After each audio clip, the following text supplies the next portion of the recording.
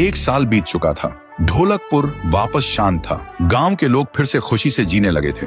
हर पूर्णिमा को लोग एक दिया जलाकर ठुन ठुन ठुन साहुर को याद करते थे। पर एक रात कुछ ऐसा हुआ जो फिर से सब कुछ बदल के रख दिया। लाशें फिर से मिलने लगी। हर 2 दिन बाद किसी न किसी के घर के सामने एक कटी हुई लाश पड़ी होती। गांव फिर से कांप उठा। एक दिन सब लोग महाराज के पास पहुंचते हैं और रो रो कर गांव की घटनाओं के बारे में बताते हैं। रात को महाराज 2 सेनापतियों से कहते हैं, जाओ और खोजो इस कांड के पीछे कौन है। लेकिन सुबह सिर्फ उनकी लाशें लौट कर आईं। एक का सिर था ही नहीं, दूसरे के पैर कट चुके थे।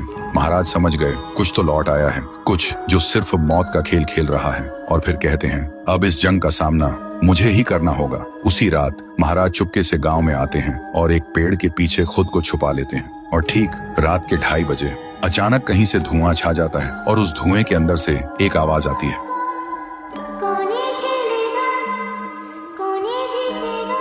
और फिर धुएं के बीच से निकलती है एक गुड़िया, गोल आंखें, एक बेजान सी मुस्कान, लेकिन चेहरा मौत का पैगाम।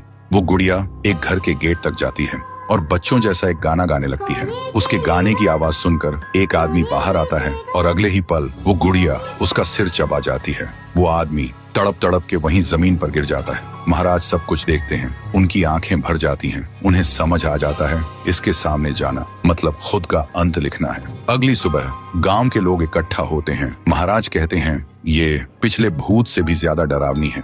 इसे सिर्फ वही हरा सकता है जो मौत को पहले ही हरा चुका है। और फिर एक पूर्णिमा की रात सब लोग दिया जलाकर पुकारते हैं, आप वापस आइए, आपके बिना ये गांव जिंदा तो है पर जीने जैसा नहीं। तभी एक आवाज गूंजती है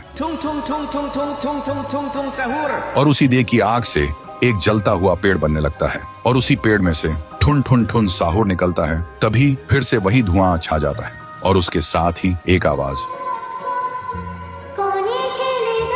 सब लोग घुटनों के बल गिर जाते हैं और कांपती आवाज में बोलते हैं, हमें बचाइए, वो आ गई है। ठुन ठुन ठुन साहुर एक जोरदार जंप करता है और सीधा उस धुएं में घुस जाता है और शुरू होती है एक आखिरी जंग। ठुन ठुन ठुन साहुर और गुड़िया की। जमीन कांपने लगती है, आसमान से बिजली गिरती है और जब धुआं हटता है तो दिखाई देता है गुड़िया बिखर चुकी थी। हाथ अलग, सिर अलग, पैर अलग। और तब से गांव में फिर से एक नई सुबह हुई। महाराज मुस्कुराए, गांव वाले जीने लगे और उस दिन के बाद ठुन ठुन ठुन साहुर सिर्फ एक भूत नहीं रहा, गांव का रक्षक बन गया। लेकिन उसी रात कुछ ऐसा हुआ जो किसी को भी पता नहीं चला। गुड़िया का सिर, हाथ, पैर अपने आप जुड़ने लगे थे और फिर वो वहां से चली गई। तो दोस्तों, अगर आप देखना चाहते हैं पीहू वर्सेस गुड़िया तो इस वीडियो को 1 लाख लाइक्स तक पहुंचा दो।